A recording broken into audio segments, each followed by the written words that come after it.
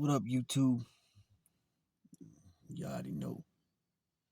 It's your boy, Big Lou. Tapping back in with what it do with Big Lou. NFZR2, baby. So, as you can already see from that thumbnail, this squad is no longer on old boy's jersey. He's now a New York Giant. Um, I have his jersey, so now I will no longer be wearing it. So that jersey now will join the Jalen Rashad jersey that I had. I can't even think of his first name, if it was Jalen or not. The Rashard word number 30. I have that jersey. He's no longer with the team. I got a Derek Carr now. He's no longer with the team. I also got a Jerry Porter who's no longer with the team, but he retired already a while back.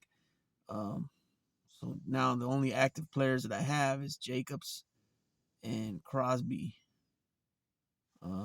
I got a black Jacobs and a gray Jacobs and a black Crosby. And yeah, so that's it. But this guy Josh McDaniels, I don't dig his coaching style. I think he sucks as well as all the other assistant coaches that came up under uh Belichick, right? You got Matt Patricia, who went to the Detroit Lions as a head coach. That clown right here, Josh McDaniels, already had left and went to the had become a head coach with the Broncos, which I had forgot about. He did a shitty job there. You know, I'm guilty of being, when they announced, it was announced that he was signed as the head coach. Oh, he's part of Belichick's program and system and blah blah blah. He knows how to win. I'll admit I was under the hype. You know what I mean? Not realizing, forgetting that this dude already had a shot as a head coach, and he didn't even. I want to say he didn't even last a whole 2 seasons. I think they got rid of him within in before the second season was over, and his winning percentage is under 500. Um, just the way he does the press conferences when the Raiders lose, it's just like, oh yeah, well, da-da-da. There's no like urgency in his voice.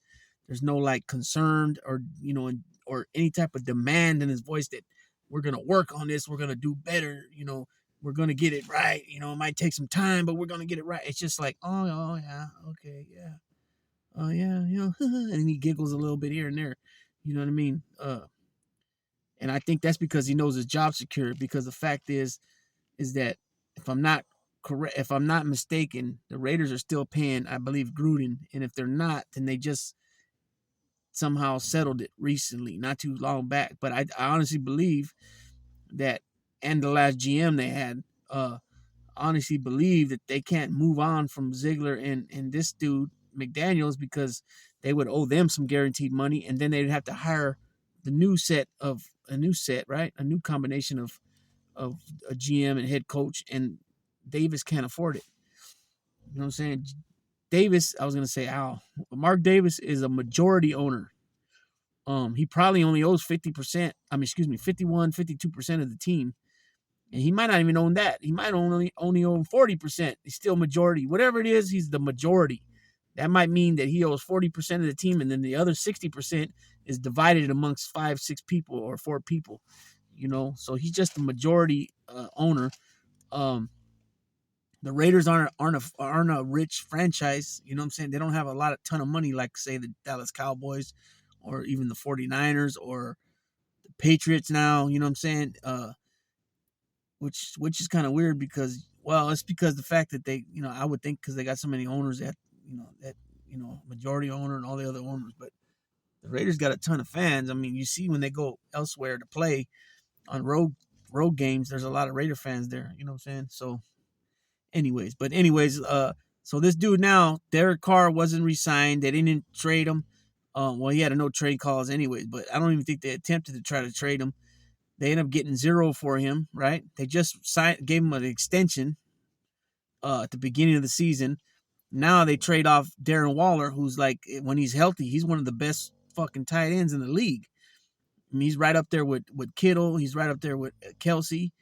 Uh, who else is out there? I know there's 1 or 2 more tight ends that I can't think of right now. But he's right up there with these dudes, right? And when he's healthy. The last season, maybe even 2. No, I think it's, well, 2021, he had his first, I think it was 2021. It might have been 2020, excuse me. He had 2 good seasons where he had over 1,000 yards, and the second one of the 2, he got to the Pro Bowl the first time. But now he's been plagued with some injuries. Last year he had a couple injuries. I think he had a knee injury and an ankle injury, I think. And then the year before he had a little bit of stuff going on too.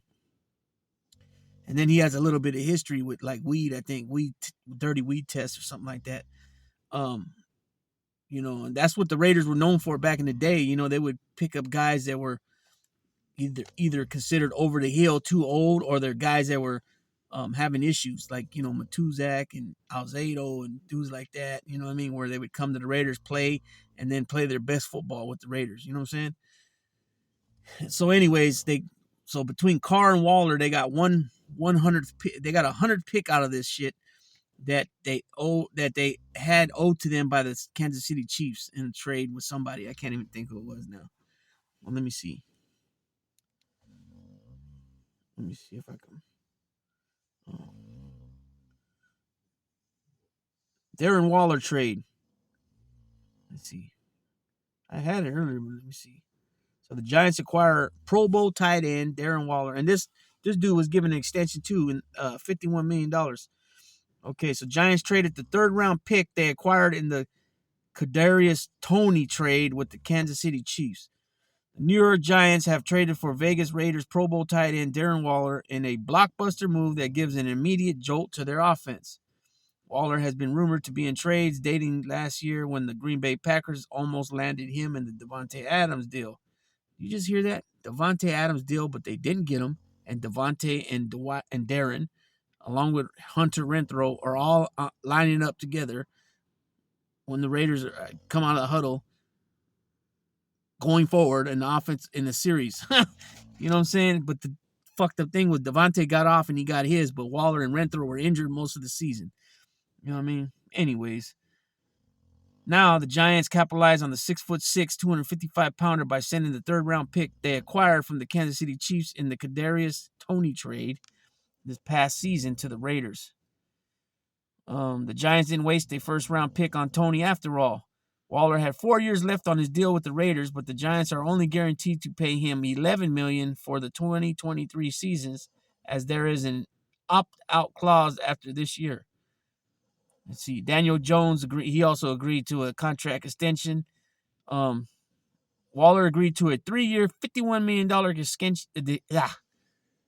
3 years, $51 million extension with the Raiders prior to the start of last season, which would be the Giants' responsibility if the opt-out isn't exercised.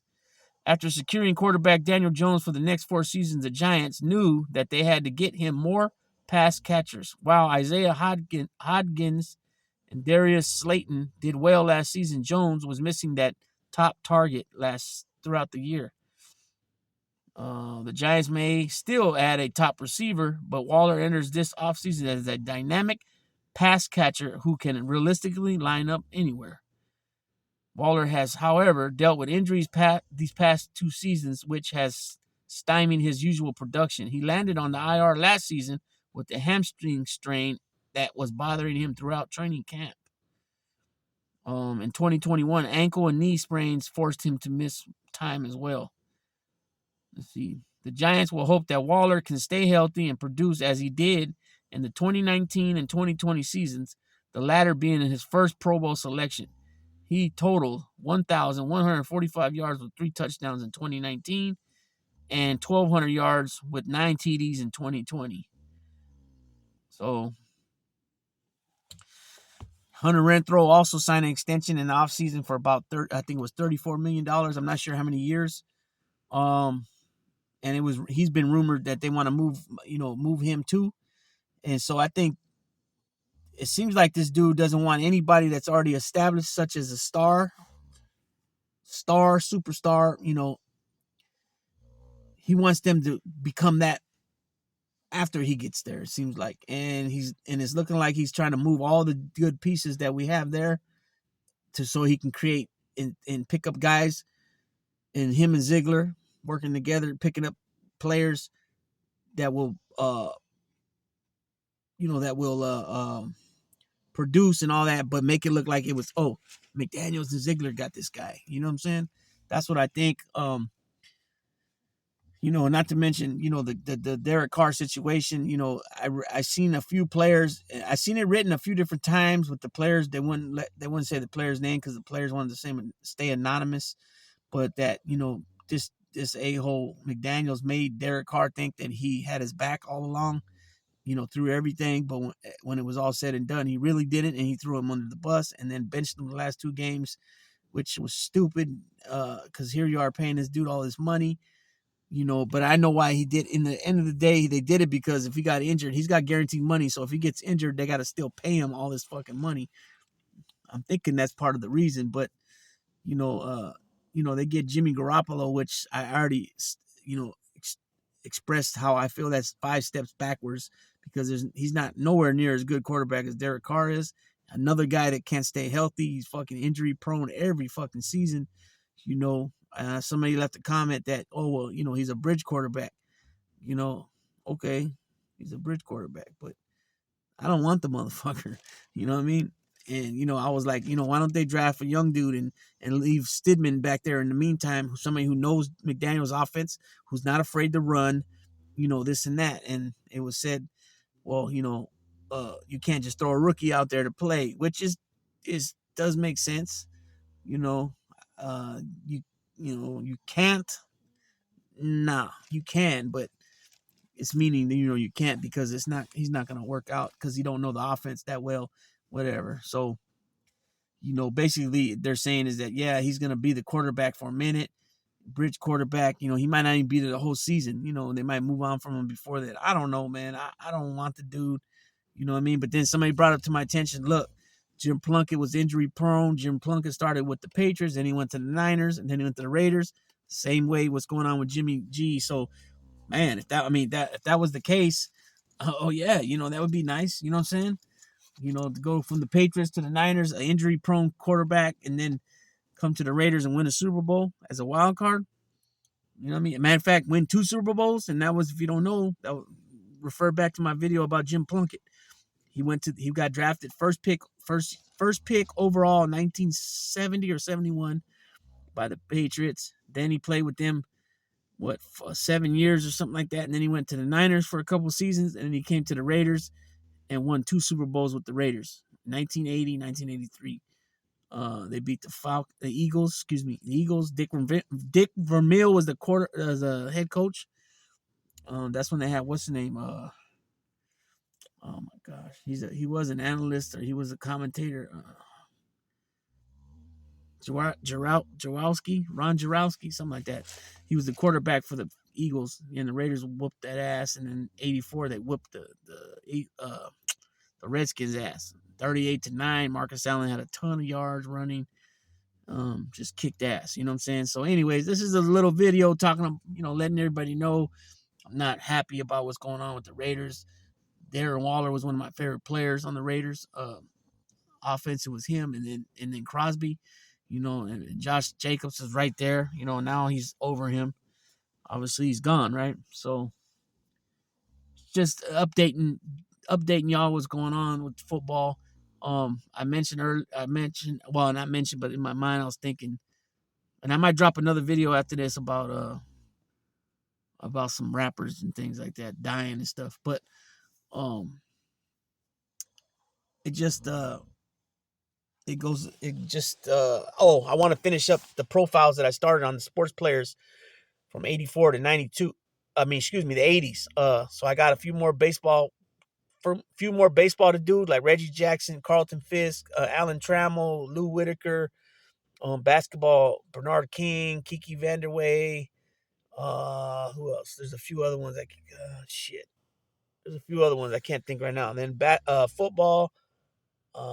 There's still a few more of them too. They're on the list. I want to say there's like 4 to 6 football players. Baseball, there's about 4. You know what I mean? Basketball, football, baseball, boxing, and then pro wrestling. So I want to get those ones out the way. Also, I had mentioned about doing some profiles on sports players from basketball, football, baseball, and boxing from my area. So San Francisco, Oakland, Hayward, Livermore, So I want to do those, and then I'm probably gonna do some stuff on some rapping, some Bay Area rap music that we used to be highly into in the '90s. Talking about Too Short, Bad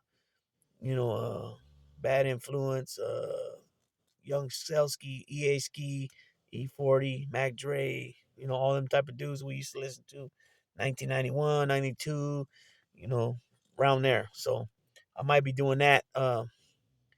Let me know in the comment section if you think that's cool or not, or what, or if you got any ideas, anything like that. Let me know too. But with sports, you can never run out of content. With American bullies, with dogs, you can't ever run out of content. So I'm in good position. I'm just giving you guys, asking y'all what you guys think or what you want to talk about, because it's important to me, that you guys are hearing what you want to hear. You know what I'm saying? So with that being said, good night. It's about midnight. Big Lou, Daisy, Champ, tapping out. Oh yeah. And also I hit the 900 mark today. I want to thank everybody that got us there past the 900 mark. I think I got 904 or something like that, 903, 905, something like that. So highly appreciated. Boom. Now the next step's 1,000. You know what I'm saying? And 4,000 watch hours. I think I'm barely half. So that's going to be the big task, trying to get over that 4,000. You know what I'm saying? In order to get monetized. So, I got my hours got cut. My pay got cut because I'm no longer in that supervisor position. That job assignment was done. So I had to move on to another job site, which is another client that I'm we're working with. So therefore, I don't get paid the same. That's how it works. So it sucks. I don't get them overtime hours. It's just straight 8 hours now instead of getting 10 or 12 a day. So I'm trying to whatever. So I've been putting even the Cash App up there. It's Cash App Big Lou PR, all one word, lowercase. Cash App. So the money sign Big Lou with two G's, BIGGLOU, Big Lou PR.